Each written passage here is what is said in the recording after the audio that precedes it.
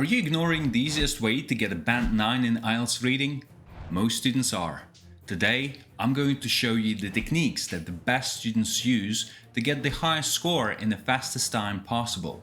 Besides, I use these techniques myself and got a band 9 in IELTS reading test in just a bit over 30 minutes. In this video, I'll show you what these techniques are, why they're so good, and what's the best way to practice them. Before we move on to the secret that will help you score high in IELTS reading in record time using the techniques I'm about to share, I must tell you the best advice I've ever given that completely changed how I look at test preparation and learning in general. Let me ask you a question.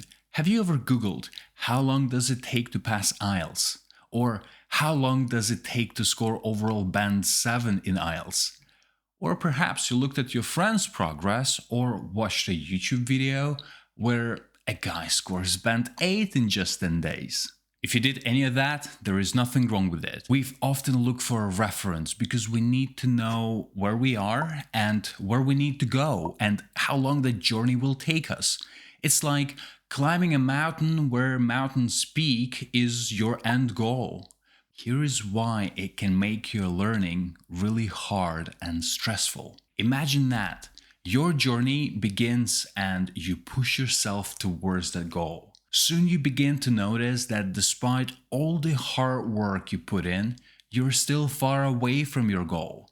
You start losing confidence and constantly feel like you're falling behind.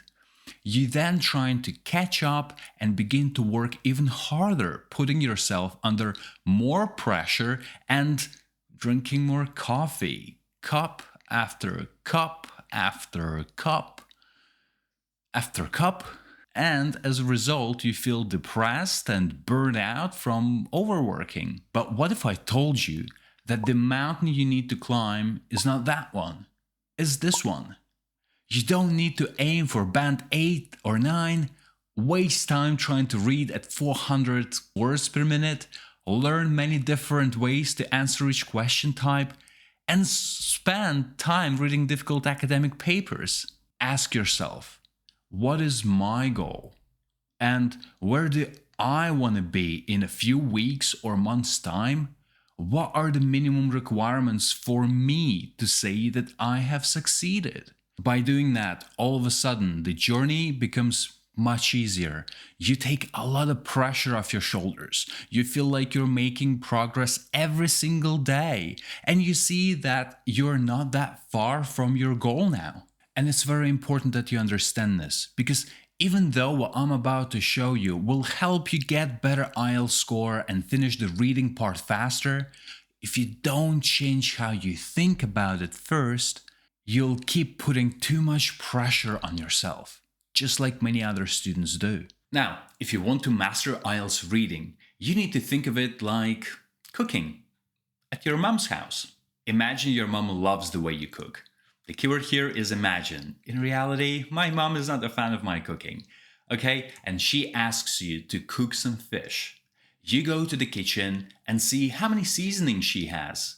But even though she has lots of seasonings, if I know I'm going to cook fish, I just look for something that says fish in it. Simple. So the first tip I'm going to give you is to mark the important words to find the answers quickly. Students who aren't prepared waste a lot of time reading every passage because they don't feel confident when they don't have all the information. But guess what? In real life, you often have to make decisions without having all the information. And sometimes what's at stake is more important than an IELTS score. So, practicing with incomplete information is actually very useful. When you look at these sections, focus on names, dates, numbers, words in capital letters, and other keywords. This will help you find the answer faster than cross out the questions you have finished, so you have fewer options to pick from, which makes some of the answers more obvious. One very important thing to remember, test writers almost always use different words to say the same thing in the correct answers. So don't look for exactly the same words. Look for the meaning. If the meaning is close enough, is probably the right answer. But if a sentence has all the exact same words, think twice before choosing it as your answer. Take this, test writers. Speaking of tricks, have you ever thought you got a question right, but when you checked the answer sheet, you saw that the correct answer was actually the opposite? This happens because of one small word that changes the whole meaning. These words are called qualifiers. You don't need to memorize all these words, but you need to understand that they're not the same. Always is not the same as usually, and all is not the same as most. Marking these words can help you in two ways. First, it reminds you to be more careful before marking a question as true or false. And the second one might surprise you. What if I told you that we can actually use qualifiers to our advantage? You see, test writers use them to trick you. So they usually appear in sentences that have an answer to one of the questions. So knowing this will help you find answers more quickly. Take this too, test writers! Now, the second technique is the easiest way to move quickly between sections at maximum speed without making mistakes. So by the time a normal student reads the whole passage 3 times, you'll already be on writing task 2. If you had subscribed, you wouldn't have been stuck on task 1 reading the passage and wasting your parents' money on the exam. All you need to do is read the questions first. This works really well with almost all types of questions. True, false, not given, yes, no, not given, multiple choice, and filling in missing information. This is because you don't need to understand the whole passage to answer these types of questions.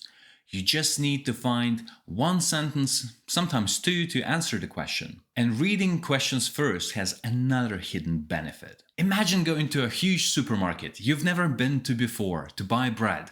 Usually, it would take ages to find the right aisle, especially when it's busy and crowded.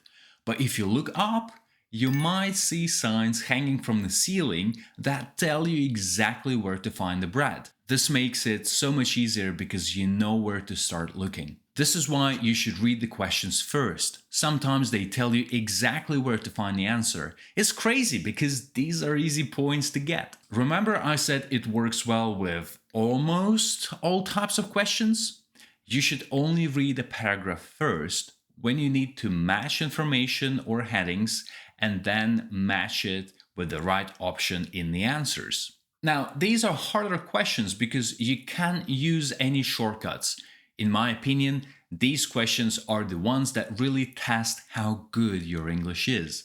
If these are the only questions that give you trouble, then good news, you're doing well and you can expect a good score in reading. But if you're not getting better at these specific questions, then you have probably hit a plateau. Now, I'm making another video with a very detailed step-by-step process and exercises to help you get past plateaus quickly, and I'll release it soon, so subscribe so you don't miss it. But even if you hit a plateau, there is another trick that will save you lots of time in the reading section, so you can use this extra time on parts that you find hard to help you get band 7 or higher. Remember earlier when I said some questions tell you exactly where to look for the answer? With this tip I'm about to share, you'll know exactly where to look, and only students who have done lots of practice and who are really good at spotting details know about this. Or maybe they watched this video. Here it is: true, false, not given, and yes, no, not given, multiple choice with one answer, and sentence completion questions go in order. They follow the order of the passage. This is really important because when you find answer to the first question, you know that the remaining answers will be below it. Now you have all the knowledge and techniques that the best students use to get band 9 every time. But think one more time about that mountain example I shared at the start of the video. Think of all this knowledge as books that add extra weight that you need to carry. What you need to do is use the knowledge I've given you to build a skill so you don't need to carry these books anymore. By building a skill, you keep all this information in your head. Every time you see a true, false, not giving section, you know you need to read the question first, mark the keywords, and watch out for qualifier words. You know exactly where to look for the answer because it is mentioned in the question or because you know these questions go in order. But how do you build a skill? It's just like running a race. If you have never run before, you can still run 100 meters, but your time will be much slower than someone's who's been practicing. If you want to get a certain score, you need to first focus on the right technique and then practice it over and over, trying to do better each time. The same goes for IELTS reading. Now that you have the knowledge, here's what to do next. 1. Get some practice tests and don't time yourself at first. Just focus on using what you learned from this video. 2. When you feel comfortable, just start timing yourself at first. Try to spend 25 minutes on each section. 3. Slowly bring down this to 20 minutes. And 4.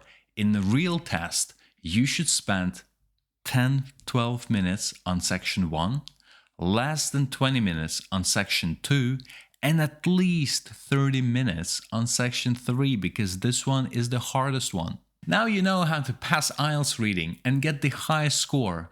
But how do you make sure your score is good in all IELTS sections so that one section doesn't ruin your overall score? Do I have tips for mastering the other IELTS parts? Yes, I do. I've made a video to show how I got overall band 8 in just 10 days. And after you watch it, you'll have a much better idea of how to get the best score quickly. Thanks for watching this video till the end. Until next time, bye.